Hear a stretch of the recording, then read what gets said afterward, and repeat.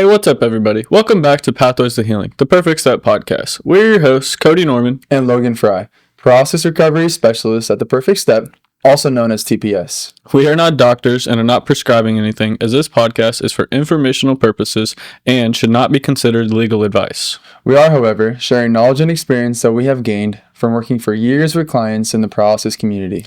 The guests on this podcast include members from the paralysis community sharing their perspective and insight. Suggestions and advice that we share may affect each person differently, as not one injury or diagnosis is the same.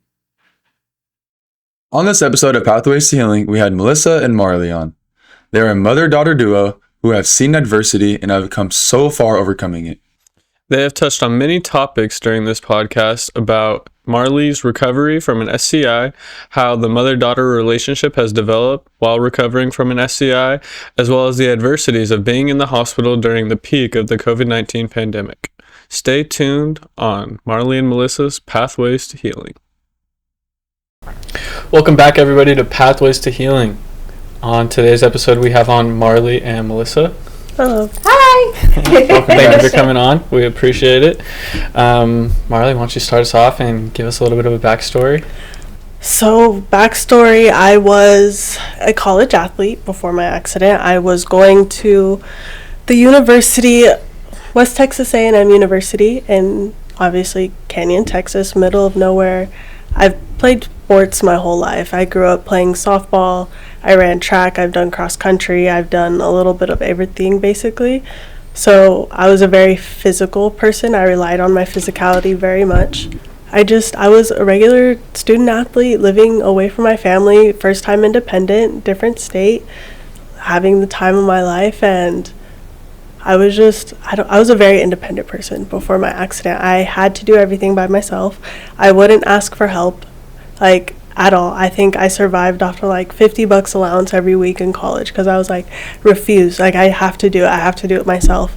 And I was just living the dream, everything I worked for. I mean, you guys played baseball, right? So you guys understand, you dedicate your childhood, your teenage years, everything to this sport. So I was I finally made it. We're here and we're doing everything. So I was living out there, having the best time of my life, and sophomore year rolled around. I came home on Christmas break, and I was in a relationship at the time. The guy and I were at his house around the holidays, hanging out, and I was supposed to go back to school soon, so we decided, let's go out with friends. We're going to go have dinner in LA, we'll just hang out, not just normal going out. And not even 30 minutes after leaving his house, we were in the ambulance. So we were driving down Central. We were driving down Central in Chino, and her memoriam, the driver who passed away in my accident, her memoriam is still there. And it was a freak accident. We're driving down the street, wasn't really paying attention. I was in the back seat, I was on my phone, I was behind the passenger. It was just a flash of, I remember hearing the guy I was with at the time yell the driver's name, and I looked up and I just saw headlights. I just saw cars coming towards us, and I don't remember what happened, but I was told that the guy I was with reached in the front and steered us off the road, and that saved our life, but we ended up hitting a tree when that happened. And when we hit the tree, the car exploded and caught on fire, and that initial impact is what broke my neck. And the driver passed away. The guy I was with sustained crazy injuries as well. It was I just remember waking up and the car being on fire. I remember the fire, I remember watching it creep towards me from the front. I was behind the passenger, like I said, so I was the furthest away from impact. And I remember feeling the heat. I remember talking to the guy I was with, are you okay? What's going on? I remember telling him I can't move. I can't help you. I just was trying everything I could to get out of the car because I was conscious. I knew what was going on. I just remember looking down and being I can't move. what is happening? And it felt just like a crazy burning sensation in my neck and then nothing. So it was weird. So it was like pain and then everything that I saw going on, like I couldn't really feel my, like, it was just crazy feeling. Like I only felt the heat of the fire on my face at that point once I realized what was happening. And I just remember looking around me and just saying a prayer and just being like, all right, this is it. Like, that's that. And I woke up 2 weeks later in the hospital, had no idea what happened. And I was in a coma for 2 weeks, week and a half. Mm-hmm. Yeah. And which is crazy about that whole coma experience is I heard my family and everybody like in the room talking to me and in like the ER. In the ER. I remember my brother, I found out after, was with me on New Year's, right? New Year's? Christmas, something. But I remember the whole conversation like he had with me. And in my head, I was on the recliner in my living room at home, just like laying down on a recliner. But it felt like everyone was talking over me. So like I couldn't put my 2 cents in. And it was crazy experience. I didn't know where I was. I was hallucinating like crazy because of all the drugs and everything they had me on.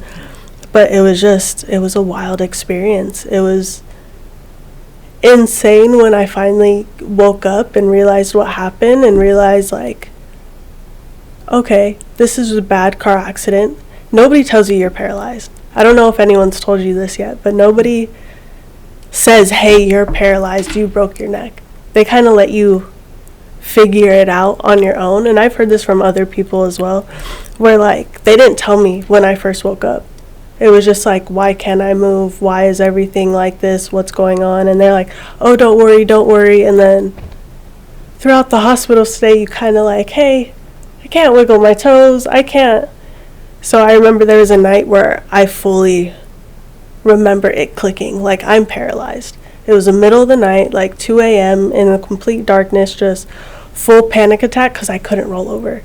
It hit me when I was like, I can't roll, I can't do anything. And I was like, oh shit, this is like lifelong. Like this isn't just something I'm going to bounce back and heal from. Because I've had hospital visits, I've had concussions, I played sports, I was a rough kid growing up. I was just like, oh, we're at the doctor's again, this is going to be fine. And when I woke, they shaved my head. So you guys know, I was bald at the beginning of my accident. When they shaved my head, that's when I was like, I had sustained like serious injuries. And that was all still within like the first 3 days of me being awake. So all of this information was like coming in the moments I was awake, because they were still putting me out. So the moments I was coming to was like, okay, XYZ happened, holy shit, how do I deal with this? Back out. And then I woke up to a whole nother set of problems. So it was just a wild hospital ride. And I think about it all the time. It feels like a movie, feels like a fever dream. It was such a crazy experience. I think one of the first things I asked you was where Emily was. Yeah. And I'll remember that forever. Yeah. And it was weird because you don't realize what knowledge she had and what she doesn't have, and because you don't know. It was during COVID, so I couldn't go hold her hand. I couldn't inform her of what was happening. They didn't allow me back there with her.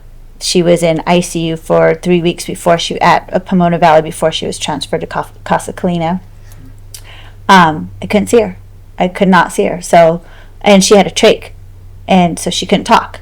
So we actually gave the nurse an iPad. So we read her lips, and that's how we were talking to her in the hospital. So she couldn't talk, but we could, and we learned to read her lips pretty good. Yeah. But it was really, really hard because it was December 14th of 2020 that this happened. So during your coma, you couldn't go in?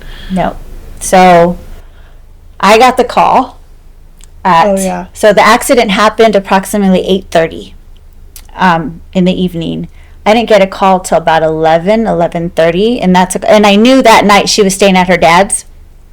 So I wasn't expecting her home, So yeah, I knew she was out with her boyfriend and friends and stuff like that. And it's just when you get that call in the middle of the night, I instantly thought, oh my gosh, it's my parents, or you just don't want to get that call. And they said, are you the mother of Marley?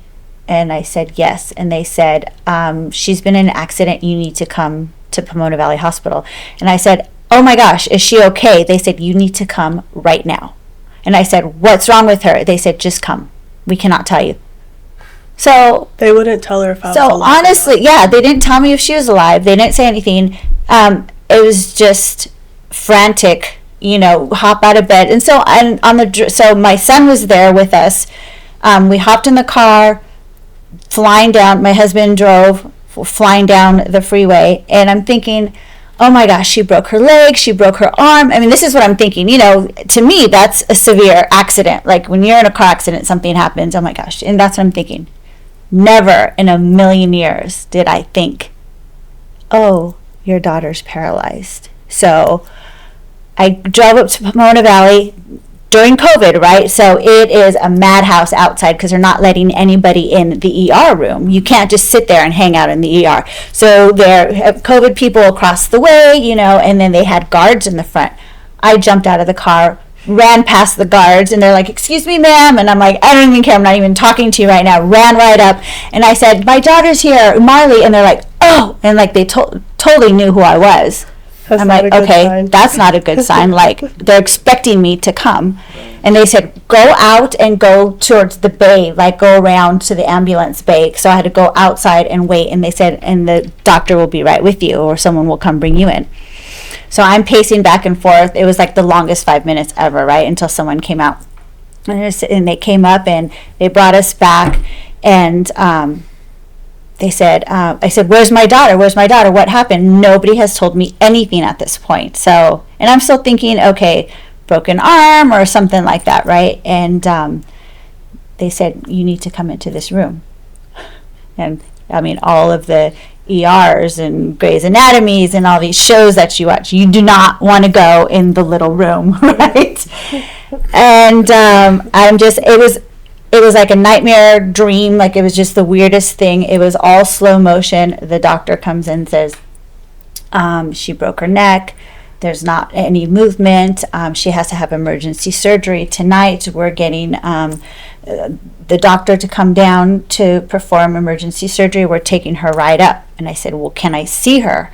And they said, yes, you can see her right this way. So and when he told me that, like, I think I just dropped, and my husband caught me, and I was just like, it was just unimaginable. And of course, all these things go through me. I'm like, okay, she's going to recover. Like, you just don't think the worst, right? And I walked into the ER, and I will never forget this because they were right there, and the ER room curved around, and there was one bay here with someone there, and then Marley was right next door. So as I'm walking, I turn and I see this big body, and I will never, it was her boyfriend. And he was out cold, and he hadn't come to. He was unidentified. They didn't know who he was. But I recognized him not by his face, because he was severely, severely injured, but his feet, because him and Marley would always hang out on the couch, and he has his big feet, and they would flop over. And I looked at him and I said, that's my daughter's boyfriend. And then they all came up. They're like, do you know him? Do you know him? And I said, yes. And I gave him his name, but I didn't know his parents' phone number. I didn't have that in my phone. So, but I gave them their name. So at least they looked it up, and they were able to find his parents and finally call his parents. And by this time, it's like 9:30, 10 o'clock. Like, no, later than that. Like, it was like 1 o'clock in the morning. Yeah, exactly. So then I walk over to Marley, and her hair, this long hair, was red, like dark red, covered in blood, all over her pillow. She had 50 staples from here all through her head, and her hair was just matted and mangled, and she was laying there. And when I walked up, she was out, but she was coming to and going out, And the reason how they contacted me is she woke up for a split second and they asked her, what is your parents' phone number? And she remembered. Who remembers phone numbers? She remembered my phone number because all their belongings, their phones and everything burned up in the car. So they had no IDs, no identification, nothing to go on. When I was younger, my mom always made me recite her phone number back to her in case I got lost, I got kidnapped, because I was a wanderer as a kid. So my mom had to shut down a TJ Maxx one time to find me. So like I knew my mom's number. So I knew my mom's number by heart because I would get lost and I'd be like, oh, I gotta find my mom. So like it was just muscle memory. I was like, oh, I know this question. I was like, I know my mom's number. Like, and hasn't changed it since I was little. No. So Do you remember reciting like the phone number too? I remember waking up and seeing like hospital lights, like a movie, like such a hospital show when they wake up and you see I remember that, Passing through. and then that's it. I don't remember anything from getting to the hospital. Did anybody tell you who pulled you out of the car? Who like stabilized you and was able to pull you out? So, I crashed a mile away from the Chino Police Department, and it was 2 off-duty officers, and one was like walking like on the sidewalk, no uniform, no nothing, and then the other cop car that pulled the cops that pulled us out were like just left the station and we're just like 2 minutes behind. So like if they weren't literally like 5 minutes behind us, no one would have made it out of that car.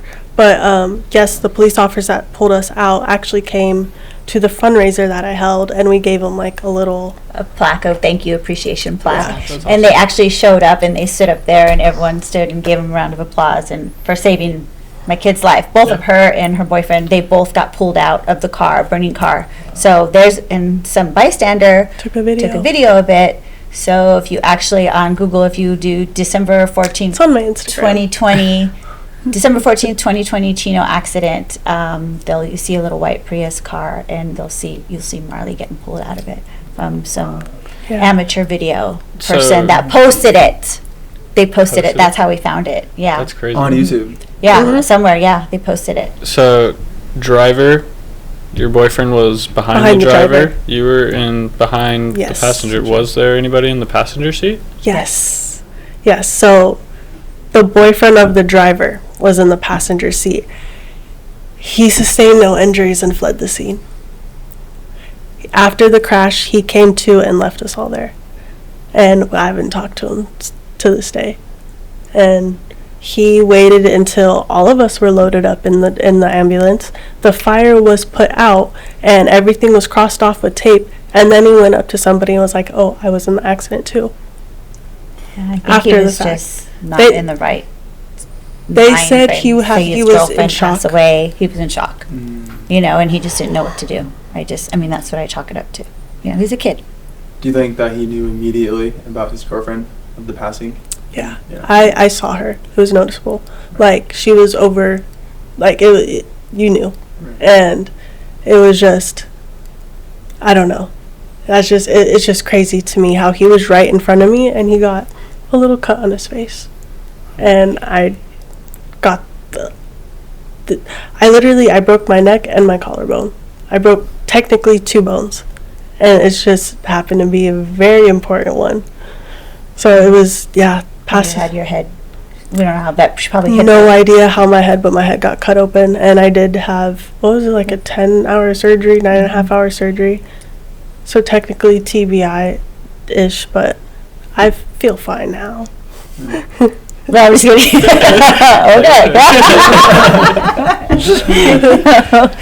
Yeah, so that was that, and so they said I had to leave. I couldn't stay at the hospital.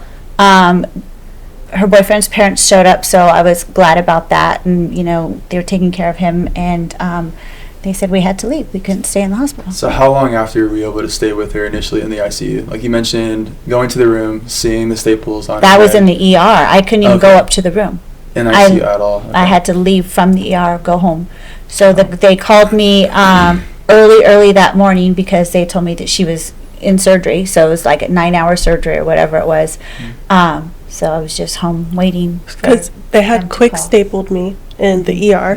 And then overnight, I bled out because they didn't realize the other half of my head was cut open. So when I they had so stapled much her, hair. they pulled her scalp away from her skull. So because her hair was so thick, they didn't realize that she had a whole Other side. opening tear here. So when they stapled it, they squished it up, and so that's she was bleeding. So then they finally said, we need to shave her head because we need to see the whole picture and what's going on. So that was kind of shocking to see, you know, especially when she wakes up. I mean, she has no hair. That was the first time I cried, is when I saw myself bald. I don't know why, but I was like, I have no hair. I was like, this really, you're gonna do this to me too? I was like, I have no hair. And then of course everyone's like, you look just like your brother. Oh my god. I was like, please. Yeah, so it was just the whole COVID experience with her being in the hospital. I just feel that her recovery was not the best because emotional, physical, you know, she didn't have family there, she didn't have friends there. And so, I mean, if you're in the hospital for 4 months, like she was, 4 months. Isolated. Nobody can visit her. No touch, no personal touch, no hugs, no kisses, no roommate, nothing. Like, her birthday was January 16th, and they said that I can see her from outside the window because she was on the first floor.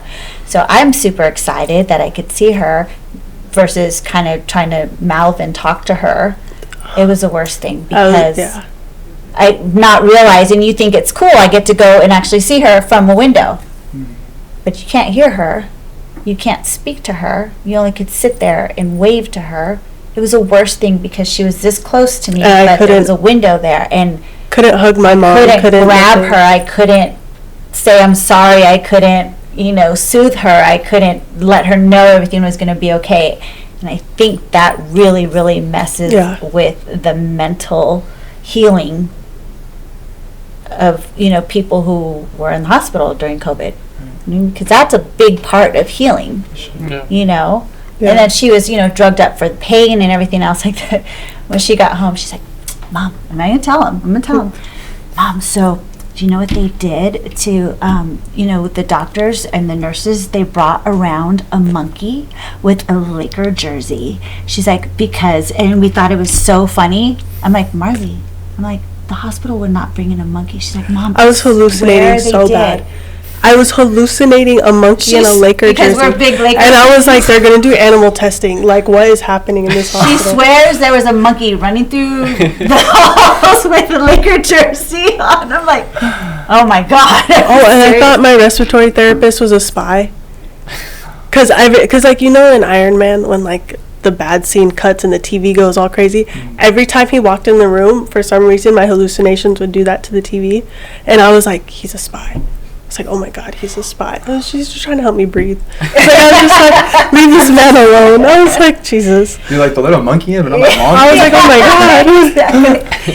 And when she told us that, we're like, okay, Mark's cool. Yeah. You know. I was like, you guys don't believe me. I saw a monkey outside. I swear to you. How much of the time when you were like in isolation and recovery do you remember being coherent and like all there? Definitely after I left Pomona Valley. I don't think I was fully coherent until I got to Casa Colina, because there's still like the beginning of Casa Colina is still fuzzy, but I think once I started doing physical therapy and occupational therapy and started seeing more, like, even though it was just doctors and nurses, but more of a rotation of people, I was like, I think I was more coherent then, because at Pomona Valley, I felt like I was also. Yes. I felt like I was there for like 3 days. Like, that's all I could remember is that much. Yeah. And so when they were transferring her to Casa Colina, which was great, and but then she had to go to ICU in Casa Colina because she developed a head sore. Pressure sore. So it was that big, and it was, if they put a vac in there. At Pomona Valley? Mm-hmm. So the Casa Colina did the surgery for her. Yeah. And then they put a wound vac because in my neck, in your neck too, because that wasn't healing. So she was in ICU at Casa Colina for a while too before she actually got moved into the spinal cord injury area. So yeah. So that was but she was there for a long time. Can you describe like what you felt when you first were able to see her and hug her for the first time? Well, the first time actually, right before she was transferred, I got to go in and see her, but I was full on hazmat suit. Like I had, so I couldn't really still touch her because I had the gloves and I had the big blue suit with the big mask on, and I'm like straight out of like E.T., like, just kind of, going in there, and I could hear myself breathe, and I'm trying to tell her, you'll be okay, and she kind of knew we were there. She couldn't talk obviously because she had a trach in. But she kind of answered some questions, not answered, but acknowledged that we were there, but and then she couldn't eat. She was on feeding tube and everything, so she was losing tons of weight. She was 140 in college, and she came out of the hospital at 84, 90. 84 was my lowest weight that I got to. She was so thin, because she was on feeding tube for a very long time. So, but she Casa Colina was great, very helpful. Yeah. And trained us pretty well. Do you remember the first time you talked? Yes. Yes, because, so the birthday she was talking about that I had a valve in already for my trach. They were, like, teaching me already to kind of breathe on my own. So they were like, for your birthday, we're going to put a speaking valve in. So, first of all, my trach healed to my skin, so they had to rip that out and put, like, a whole new thing in. But they finally put the speaking valve in, and it was too big. So I sounded like one of those smokers with, like, the machine. So I was talking like that for a little bit. But I remember, like, it took so much energy to say a word, and then I was exhausted after a sentence because I couldn't breathe. I was like, it was so hard to get it. Like, it was like an exercise. Anything else, like, your lungs weren't. You don't realize how strong your lungs really are until you don't use them. Like, for speaking, my throat would get sore after 5 minutes of talking, and it was just, I did have to, like, reteach myself how to say some things, and that's a lot of the process I feel like my family didn't see in the hospital, was reteaching myself how to speak. The cognitive first grade questions that I was getting wrong and frustrated because I couldn't put it together. Like, my brain was swollen from surgeries. It's just simple questions, simple things were just, I couldn't comprehend things. It was just a struggle, and I feel like going through that, like my mom said, going through all that alone was, I watch videos now of people in the hospital who are recently getting injured with their family and their support system, and I can't imagine how much further I would be if I had that. Like, because they're like, mind you, their family moved their arms and their legs just to get their blood flow. I was in bed stiff for 4 months, and, like, just all those firsts is fun to experience, but it's also like, all right, here's the first step of this long task list that we have to do and figure out. So first time speaking was fun, but it was also like, all right, now we're starting. Like, this is a start of the rest of my life, is starting with, hey, can I have water? Like, water in the hospital is the best thing ever. When you initially got to Casa Colina in ICU, what therapist were you seeing immediately? Were you seeing a speech therapist? Not speech, not right away. I did at one point, not right away. I think I started physical therapy before I started any occupational or anything. But I didn't really see, like, a specialist in that sense, like, to talk. They had a therapist come in and give me, like, questions to answer, but I think I worked more with the neurologist on that sense because I did have a brain injury, so they wanted to see what was caused by that or just trauma, like what was going to come back versus what was permanently gone. Right. Yeah. Some water. Yeah.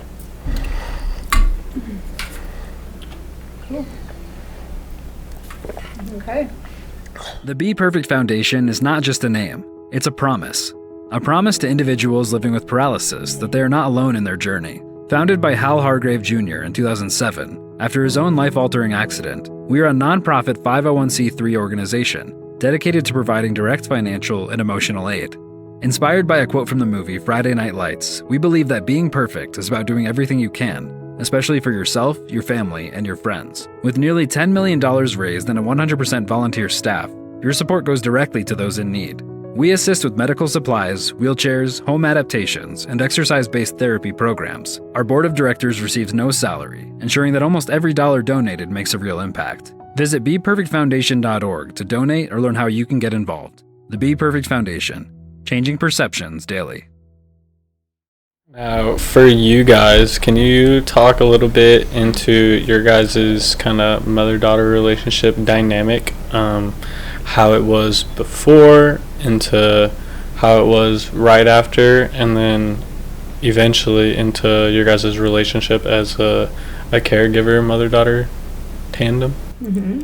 Yeah, I feel like before the accident, we had a very typical mother-daughter relationship. I was a pissed off teenager. I was always mad at I'm being so real. I never wanted to be home. I was always like, let me be independent, blah, blah, blah. So, like, in that sense, a very normal mother-daughter relationship. I feel like after the accident, it was hard because we got close, but it was also very tough because it took a very long time, but I had to realize that my mom was now living for two people. And that stress on any relationship, because like I said, I was in a relationship. Now that I'm not, it takes a huge strain on any relationship, whether it's mother-daughter, it's a romantic relationship, even with family, friends. It affects it a lot, but it's tough. It's really hard. We said a little bit before we started filming, our relationship changed day to day sometimes, week to week. It's just mood, if we slept that night, if we ate that day, because sometimes her and I get so busy to the point where we don't eat, and then we won't notice until I'm passing out, she's sweating, and it's like, oh, we need to eat. Like, we haven't done the basic things. Like, it's hard to describe. I feel like me and my mom have grown very close, but almost to like a point where we've gotten a little too close. She's the only person I see some days. Like, there's weeks, like there's literal weeks if I don't go to therapy or I'm not coming in, like she's the only person I see. And yes, I love my mother, but when you see somebody that much, you're like, okay, like can you just stay in the living room a little longer? Like, it's frustrating, but it's hard work. It's hard work. I think that's the only way I can describe it, is that if we didn't actively work on being a mother-daughter, it would be very hard.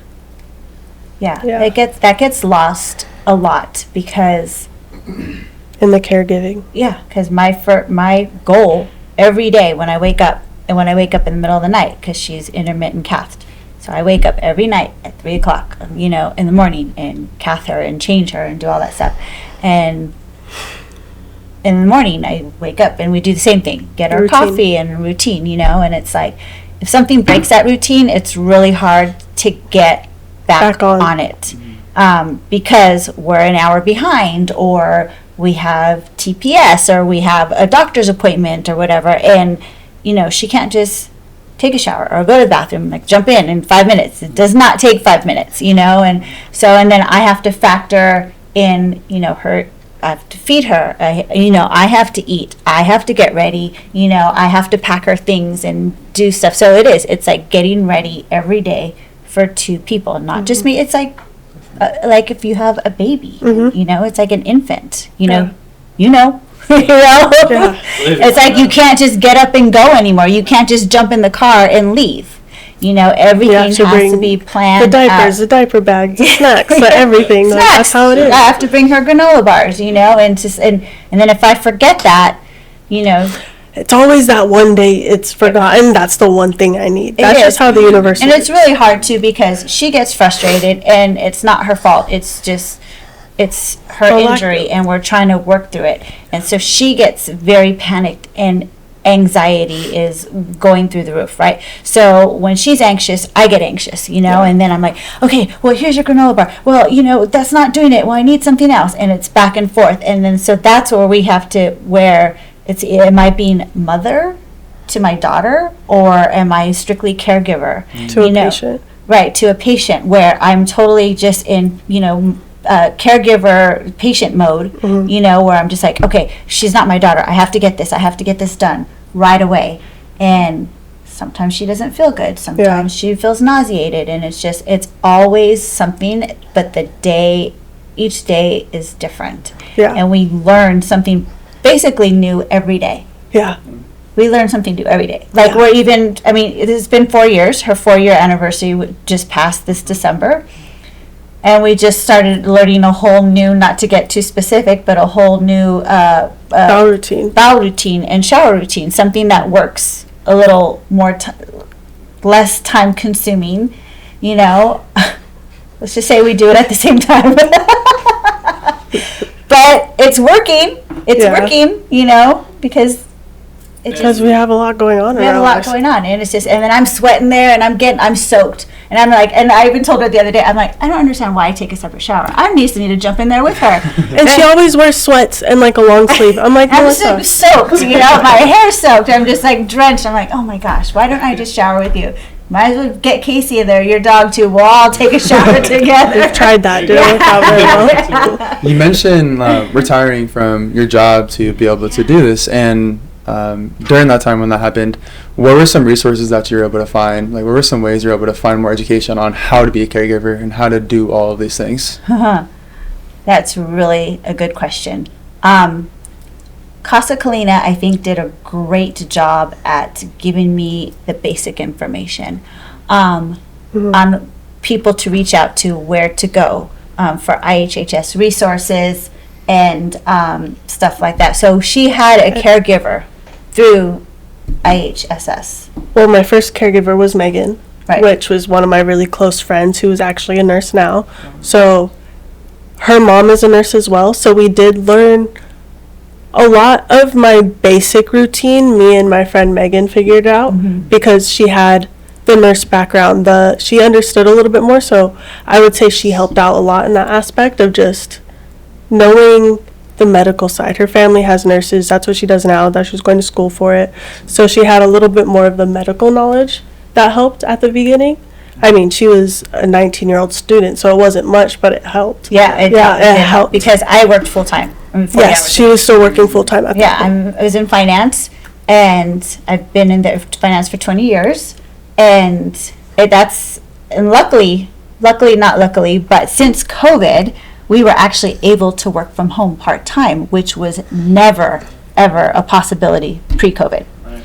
So since COVID, obviously, a lot of companies, you could work from home. So, but it was really hard for what I did to work from home, because I was constantly running up and downstairs trying to take care of her, because when I was home, the caregiver would be there half the time or whatever, so I could work, but then would leave. So I would still, you still had to care for her, and water, and she needed a snack, and I needed to fix her, or she was twisted, or help her. She's learning now. She learned, she could change the channels, and she could turn her fan on now and stuff like that, which we've learned through trial and error. Like, just because she had a caregiver doesn't mean you weren't doing anything. You were still doing so much during that time. So my caregiver was basically there in the morning just to get the morning stuff out of the way, like the feeding, the more tedious activities like face washing, brushing your hair, just so my mom can work.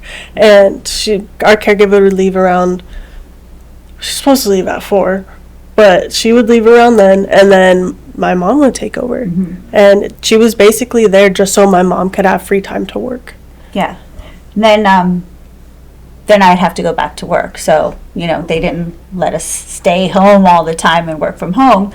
So I would go into the office, and it just gave me anxiety, because I knew she was home with a caregiver, and we went through a couple caregivers. Her friend Megan had to leave. She went back to school. So we went through a couple caregivers, and first of all, when you get a caregiver, you can't just say, here you go, and leave. You have to teach her, you have to show her what we do, how to do it, where things are. And even getting a caregiver is hard because the moment you say quadriplegic, they're out. They won't do it. Because they won't cath her. And they have to be able to transfer. So you have to be pretty strong to transfer yourself. And I transfer her on my own. But another caregiver, I mean, you know, they all can't transfer. So what can you do? Like, you have to put her in her chair and you shower her and change her and do all that stuff. So it's like. Can you walk us through what the process looks like for you when you transfer her?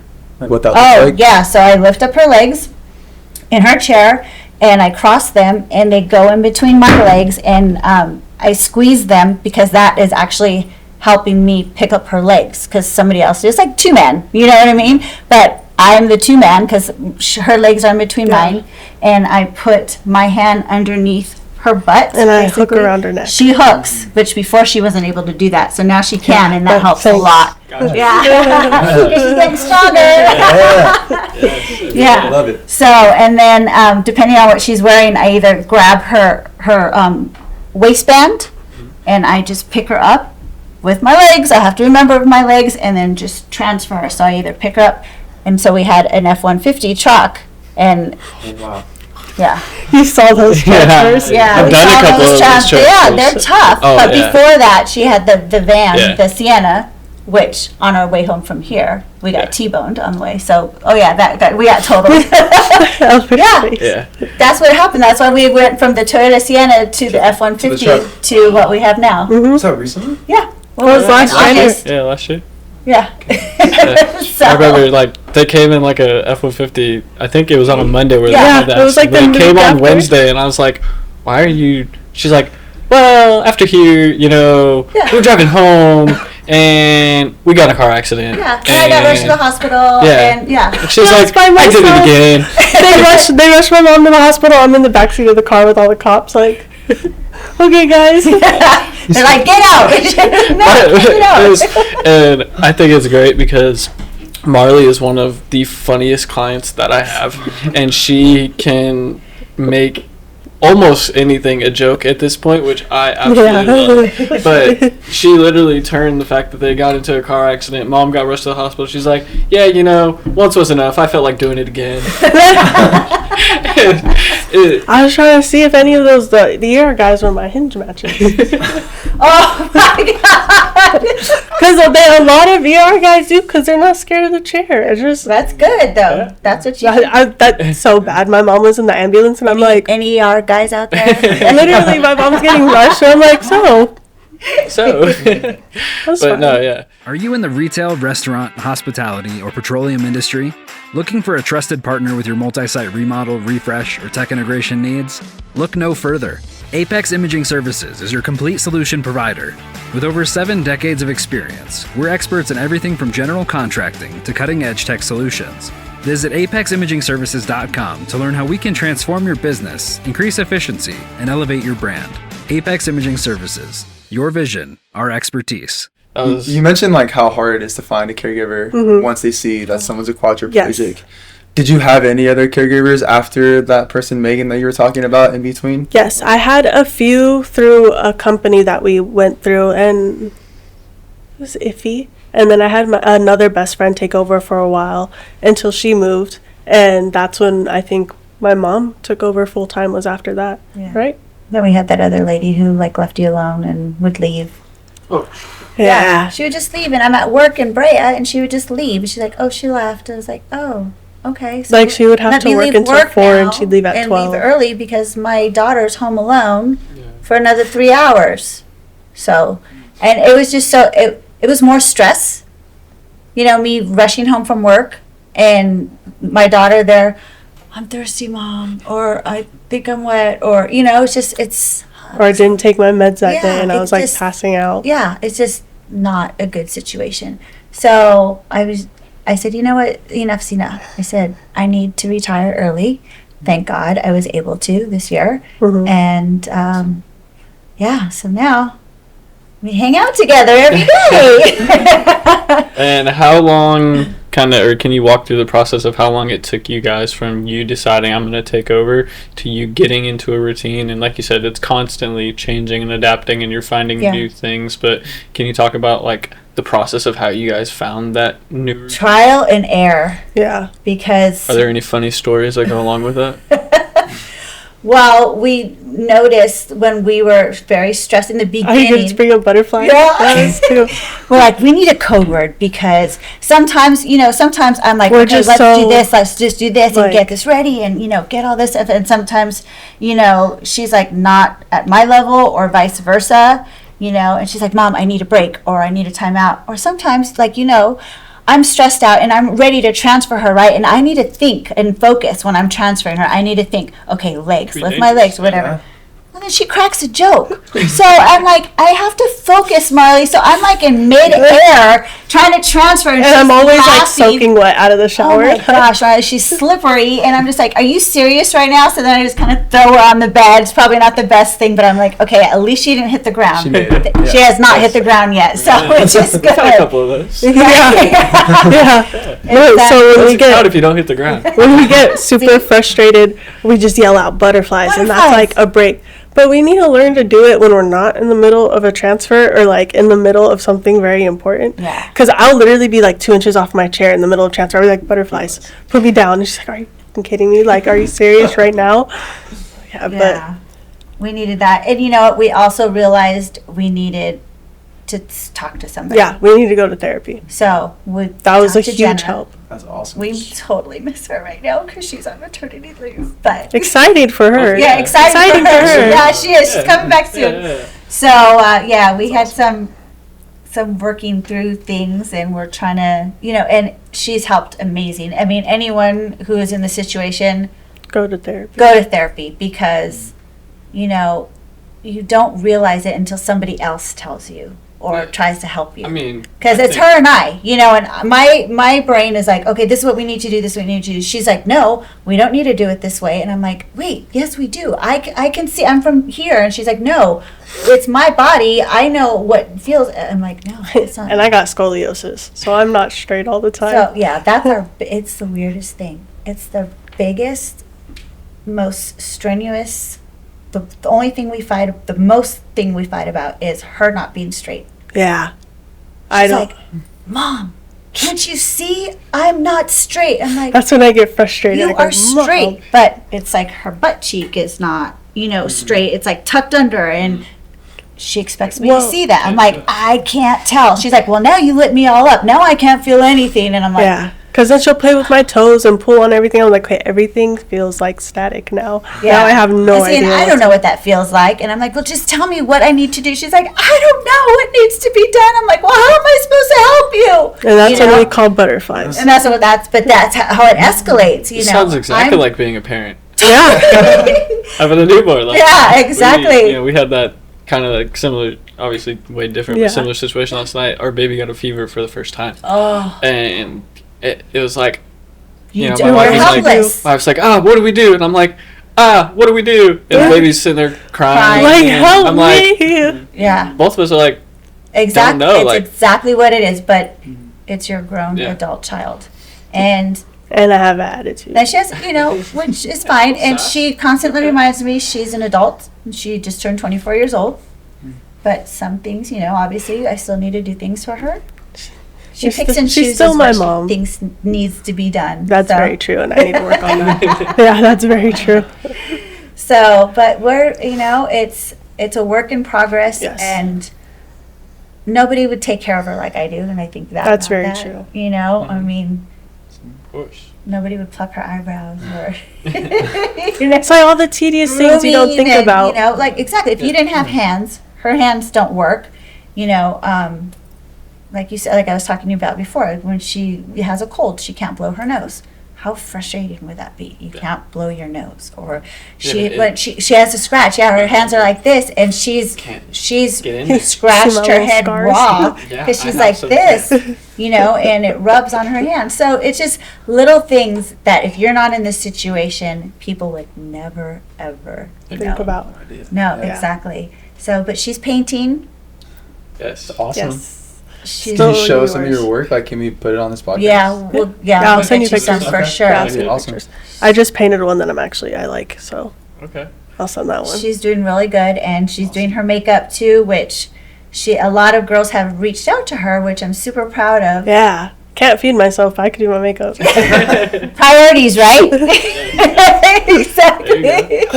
Can you break down that process of doing your makeup? So that was the one thing I was like overly determined to do, because I was like, if I could do one thing, I want to be able to make myself feel good, and that's what makeup does for me. And funny enough, before the accident, I was like barefaced, no makeup, never.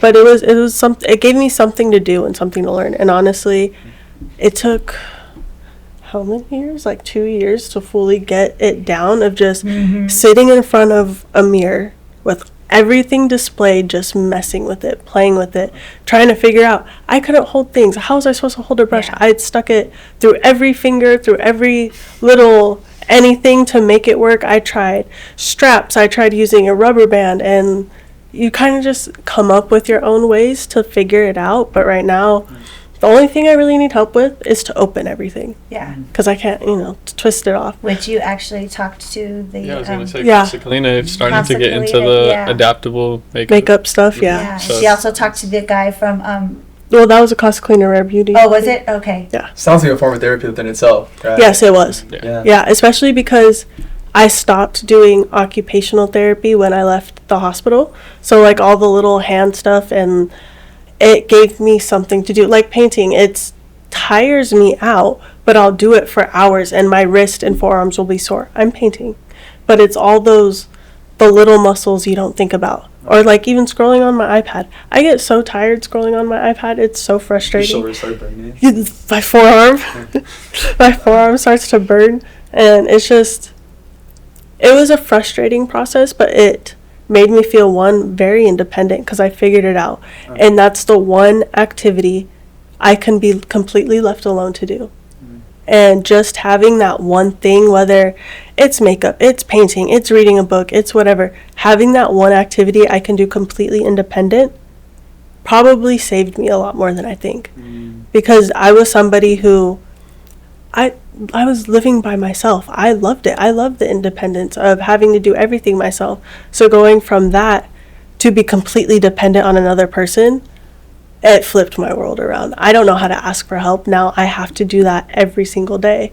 And so, I don't know, makeup for me, learning how to do it was a way of showing me that I can't do it normally, but I can still do it. Yeah, and I feel like it's just a puzzle to solve. Yeah. All this stuff are just puzzles.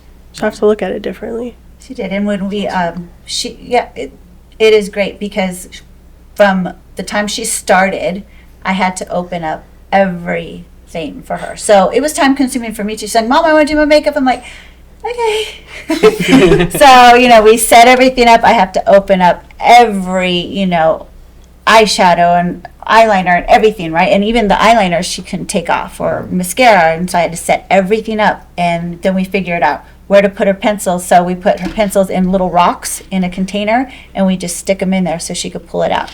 Now she's got a little, we figured it out because they were too flat. She couldn't pick up the pencils off of the actual table. So we had to figure that out, just little things here and there. And then I bought her a place like this where she does her makeup, so her mirror's there now. And A little desk. a little desk, a little makeup desk. So yeah. So next we needed. She's got a painting easel, but she does it in bed. So now next I thing do is we're paint in getting her out of bed. That's I our have next paint step everywhere. is getting her out of bed to do it. Yeah, but she's got her little hobbies, and it's helped out a lot. Yes, it has. It is. Because my hobbies was softball and working out and doing everything with my legs. Like I used to run. I was a runner. I was Fast, so fast. so I was like, it was hard. And coming here, oh my God, you guys have no idea how much this has helped. Because one, I was not surrounded by a bunch of older people like I was at Casa Cleaner. Like I was the youngest one in every room. And it's like, one, you guys all have some type of athletic background. So you understand the life that I lived before. And it's just, I don't know. It's helped me mentally way more than you guys have known. Than physically, I came in here not being able to sit up by myself. I had that big arm trough chair, and I was bald when you guys first saw me. I was 3 years ago. 3 years ago, I looked like a boy. So, like, just from then to now, to being able to push myself, which I never thought was going to happen. Today she pushed herself over coming in the slider doors. And the doors closed on me, but we won't talk about that. Wait, here? Yeah. It was like right when you walked back. You gotta fix that. Yeah, that's not supposed to happen. That's awesome. She's like, Mom, I did it. She's like, wait. No, but yeah, like, Are you or a loved one living with paralysis and searching for a path to recovery and hope? Look no further than The Perfect Step. Our unique exercise-based recovery programs have helped clients with conditions like spinal cord injury, stroke, Parkinson's, and more. With our approach, many clients experience improved function, reduced medication, and even freedom from wheelchairs. But we're not just a program, we're a community of support. You'll meet peers who understand your journey, along with specialists dedicated to your recovery. Visit us today at theperfectstep.com. The Perfect Step, where recovery begins. What are some milestones that, like you said, because I saw the video of you rolling in your chair and that was posted on our Instagram as a milestone. That's fantastic. What are some other things that make you feel more independent? one, learning to push myself was huge because I've been in a manual chair for 2 years now. I couldn't push myself. I just sat here. I was stubborn. I refused to be in a power chair even though it would have saved me so much, like, frustration and stress. But I was determined to do it, and finally this year, thanks to you, bud. But it's everybody, and it's mostly you. Like, but I was able to push myself, and just that I can get across my room. I could get to the kitchen. I could go around the house. I could go outside with my dog now. Like, it opened up a whole thing, and now I want to work on transfers and sitting up and feeling. It's a crazy feeling from, I felt absolutely nothing from the collarbones down to now, like, okay, I feel tingles in my stomach. I feel my back muscles wanting to contract and do things. And it's a crazy process because I have no idea where I'd be if I didn't come here. Because I've been coming here pretty much religiously for 3 years now? Mm-hmm. And it's been a complete, I had no idea I would be where I am now. Like, when I was first injured, this was not a possibility. It was power chairs and being spoon-fed by my mom for the rest of my life. And it's so crazy to be like, oh, we can do stuff. We can still be independent. I love coming here. I really do. Is this place what you thought it was going to be like, or different in any way? What was your first, like... So I was nervous at first because I was going to therapy at the hospitals, and therapy there isn't like it is here. They spend Not 20... specialized. No, and they didn't get me out of my chair. So everything I did, I'd be here and I'd be like on a table. That was my therapy for 20 minutes because they didn't know what to do with me. We were driving to Pomona, an hour away for a 20-minute therapy session just to get sent home. So it was like, it almost felt like it wasn't worth it. So coming here, I was nervous because I was like, one, what could I do as a quad to work out? Like, that whole, like, what the fuck are they gonna do? Like, what can we do? I was literally sitting there like, okay, I'm gonna lay here for 2 hours and talk, and then that helps. But anyways, it blew my mind how much you can still do with a little bit of help. Like, we do the spin bike. I'm standing now. I'm doing 6-pound presses, which I thought I was doing a long time ago, but I guess I wasn't. but it's just, it made me feel like an athlete again. I think I've told you this a couple times. Mm-hmm. It made me feel that drive, that sense of community, sense of team, which is, I never thought I was going to feel that again. And it doesn't look like a hospital. It feels like a gym. Mm-hmm. It doesn't feel like you're disabled. As weird as that sounds, it makes me feel like I'm in a normal gym with regular people and I'm here to work out, and that's that. I don't feel embarrassed. I don't feel... Because I think I was embarrassed at first. Like, even with what do I wear? How do I... Like, what do I dress up as now? Like, one, I'm a girl, but I'm in a wheelchair. And it it was just all these things of nervousness, of not knowing, of what the hell, because working out was such a big part of my life. I was like, it's never going to compare to a 240 deadlift. Like, it's never going to compare. But when I'm over here struggling with my 6-pound weight, I feel great about it. Like, I go home like, okay, I'm going to be sore tomorrow, but I worked out. Like, I felt She admits it when productive. she doesn't come here too. She's like, I need to stretch. Oh, I regret it. Every time I've missed, I was like, fuck, I should have went. I was like, I should have went. Yeah, but and then when we come home, she's like, I'm gonna be sore tomorrow. I said, good. And then next morning, she's like, I'm in bed. I'm like this in the morning, like, That's just different athletes. Like, we look forward to being sore. Right. Yes. Yeah. yes. And what about you from your perspective? Kind of how has her coming here? It's helped her mentally as well as physically. She was, and I'm sure every person who's been in her situation, she was dark. I didn't know what to do. I was scared. I didn't want to leave her alone. I didn't know how to help her. I didn't know how to pull her out. I didn't know how to show her that you were saved for a reason. You still have a life to live. I'm just her mom. Like, she doesn't want to hear that from me. She hears me and she sees this, but doesn't hear anything. So you only could do so much, especially, from a mom-daughter. She doesn't want to hear that. So when she comes here and she sees other people doing that, she sees other people in her situation, she sees all the girls on Instagram. When we go to Rolettes, thank you, Chelsea, but when she's gone to Rolettes, she's met so many girls. They don't live around here. A lot of them don't, that she's met throughout the United States. All my friends live out of state. Yeah, but she still keeps in touch with them, and she still talks to them, and every year they come back together. It's like no time had passed, even though they haven't seen each other for a year, and it's the same group of girls. So this will be her 4th year? Yeah. Going to Rolettes. Fourth. Yeah. So the Rolettes. When is it? Oh, it's in July. In July, okay. I was like, she definitely told us. Yeah.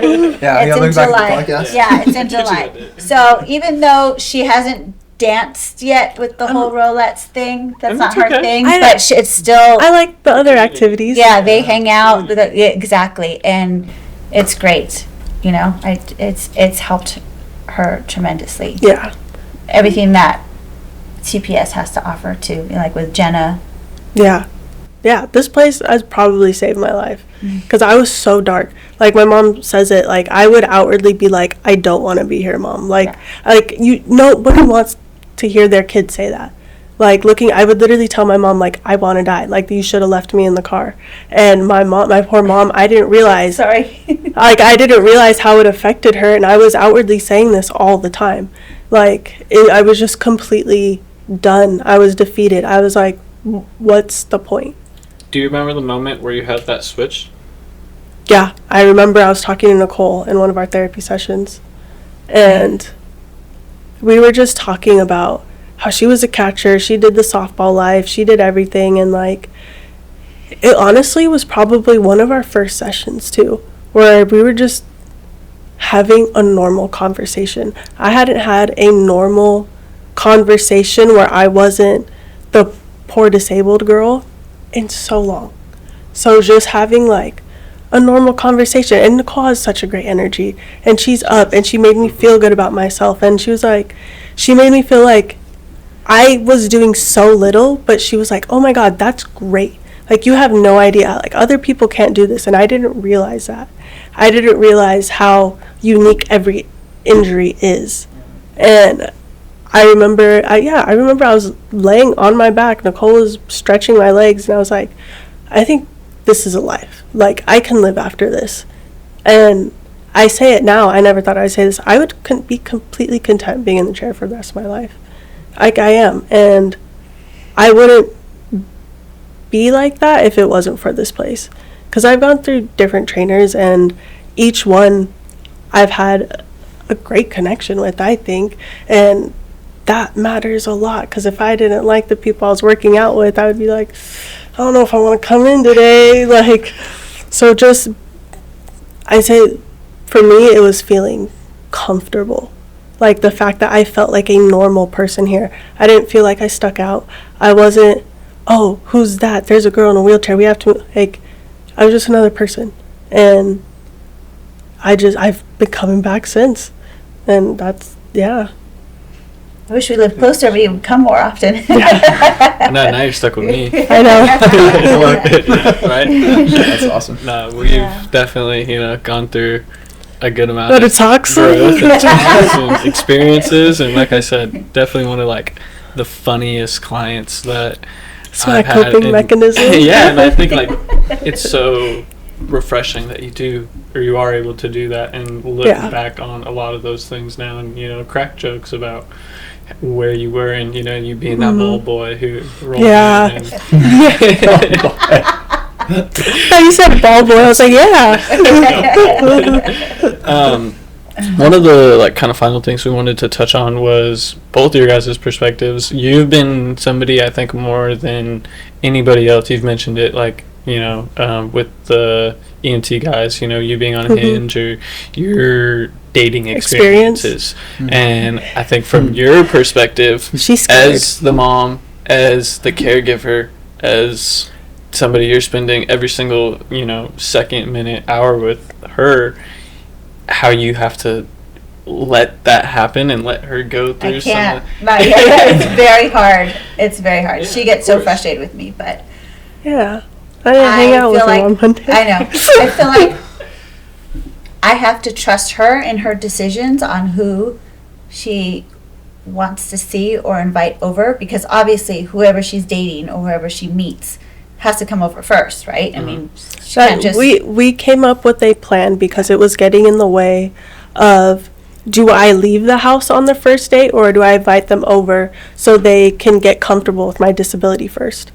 And me and my mom had to sit down and have a conversation that she feels more safe and more comfortable if the guy came over first. She gives me my space, she goes upstairs with her husband, and it's like, they still treat me like an adult in that aspect. They're not like outside my door, like, what are they doing? What are they doing? Like, well, that I know of. But we had to sit down and have a conversation. Like, if I'm going to date and talk to somebody, they have to come over first. I'm always give them a chance to see my disability, because when I explain it over text, it sounds so much worse than seeing it in person. So that's one thing I try to give them a chance, see me in the chair, see my disability in a full extent, because how awkward would it be if I was out on a first date and this guy's trying to transfer me into the car and he's like, okay, now what the fuck? Like, I'm not going to put anybody in that position. So I usually FaceTime, get to know whoever I'm talking to, dating, as well as possible before inviting them over. It usually goes off a vibe. I could tell very quick. I've had some weird people try to come over, and I did not let that happen. But, but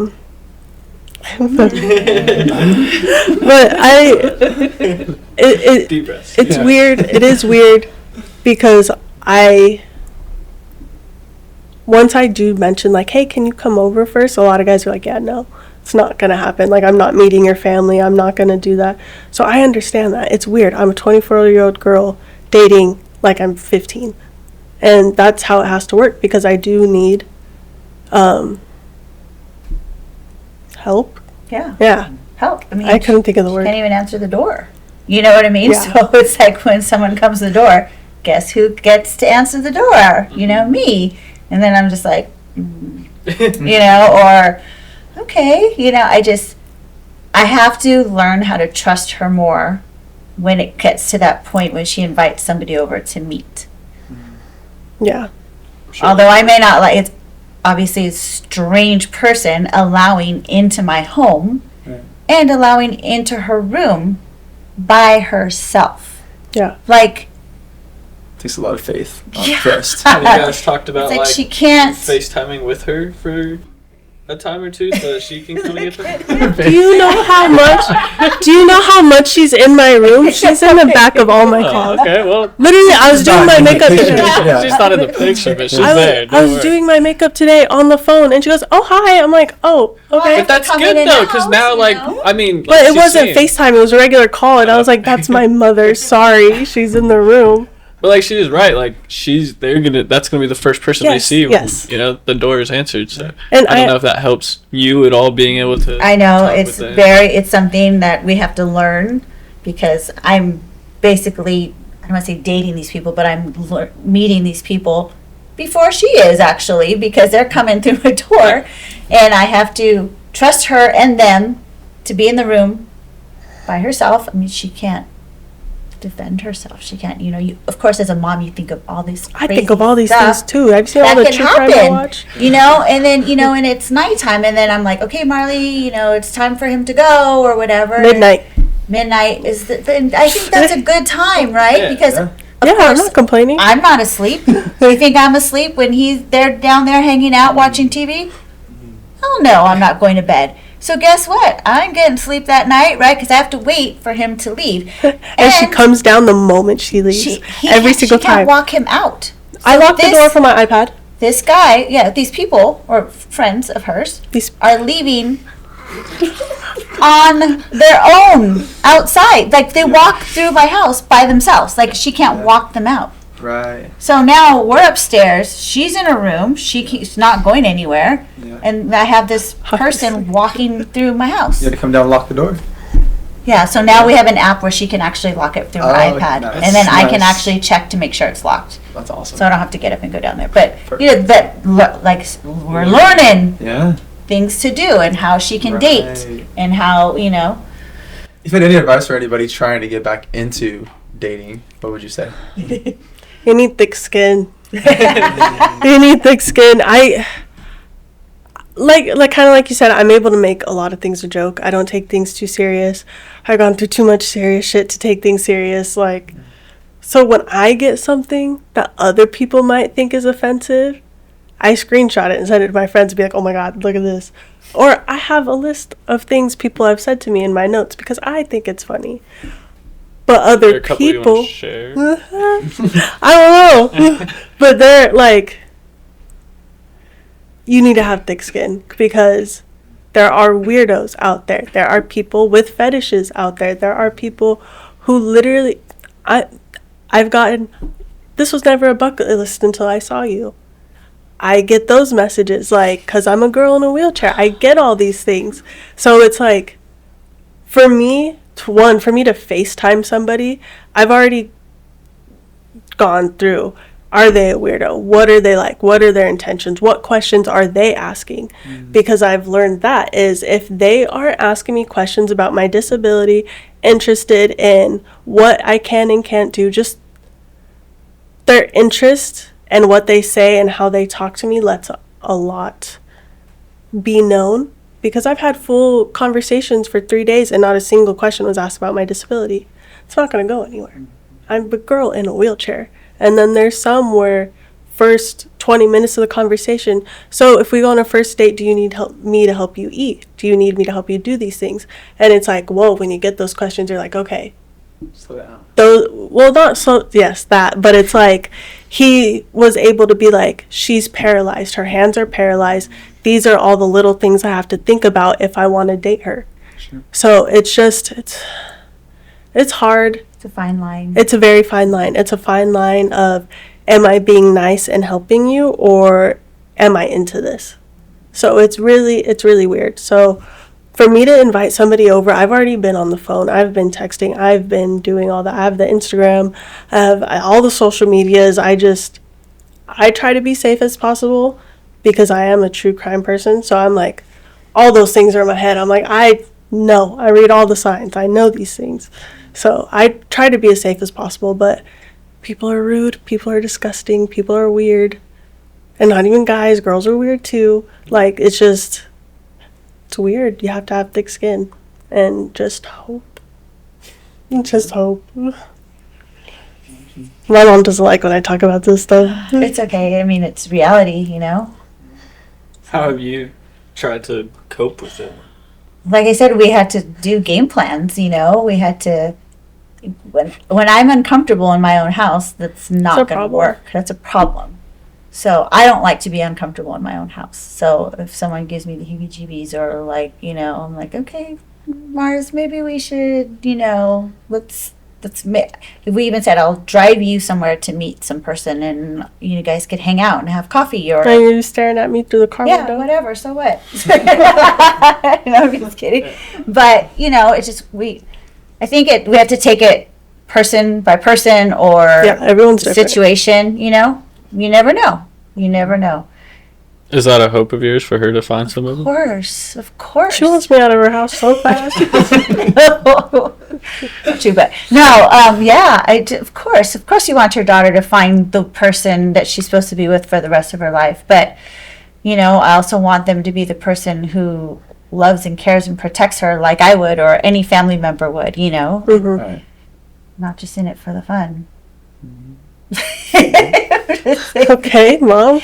So it's you know, she'll find that person when you're not looking, I think. That's what everybody says. But I get bored.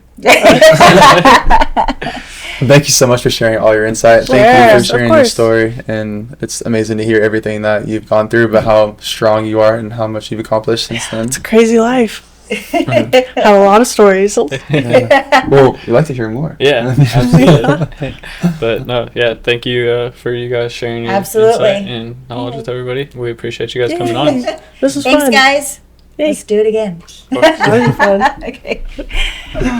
Cool. We should do it again. Yeah, that's fun. Good. I mean, he's Thank you so much for joining us on today's episode of Pathways to Healing, the Perfect Step podcast. Please remember to like, comment, subscribe, share, and feel free to leave a review by clicking the link in the description below. If you have any feedback or topics you'd like for us to cover in upcoming episodes, go to our website under the tab Pathways to Healing and fill out that form. Until then, keep inspiring, stay resilient, and roll on.